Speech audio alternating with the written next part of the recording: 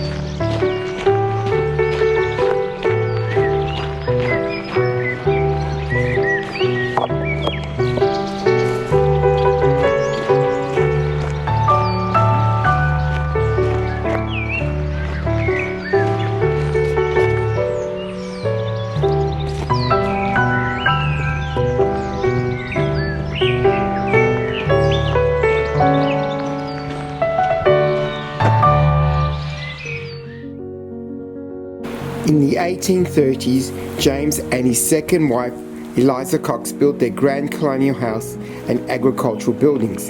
An extraordinary statement of achievement. The availability of assigned convict labour assisted James with the construction of the property and helped to establish him as a major wool breeder.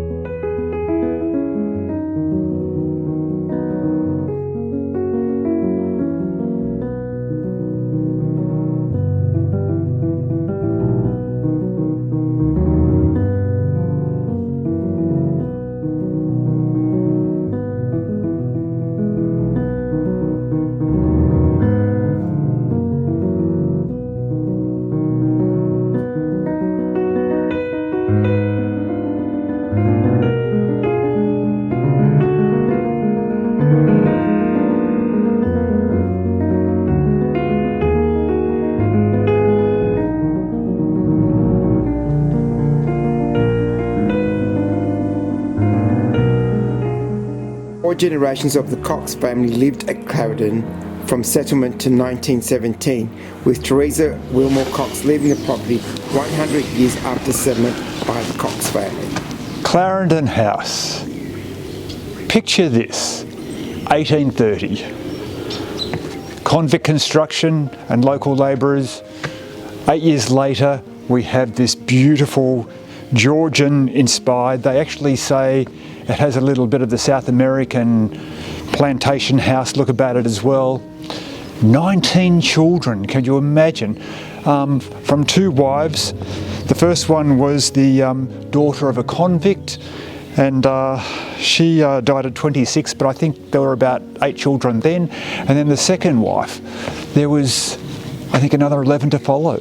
So the house was always bustling with children, and it's actually stayed in their family until about the 1900s, about around 1920, I think, just after the acquisition post-World War I by the Tasmanian government.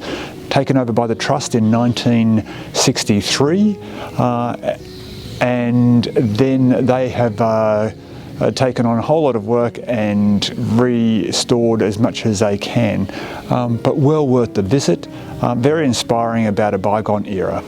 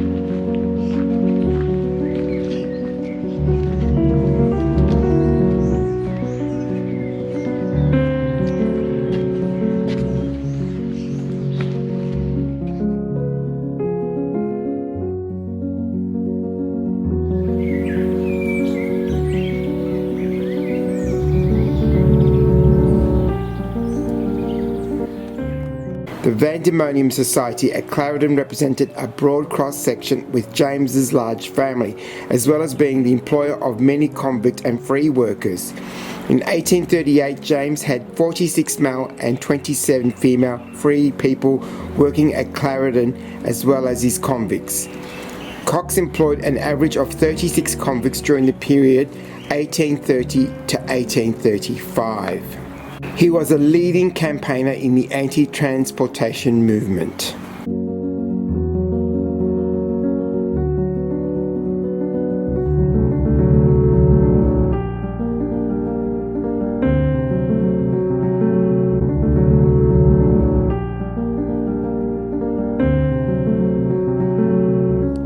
Well, we've come to the end of our tour at Clarendon House. I hope you've enjoyed coming along with us. We actually did get here in 2019, but unfortunately it was closed. During winter especially, they do close. But anyway, if you're in the area, come along and have a look at this wonderful old house representing of the time when Van Diemen's Land was the original name of Tasmania. Anyway, that's all from us today, and we'll see you on our next adventure. Bye, folks.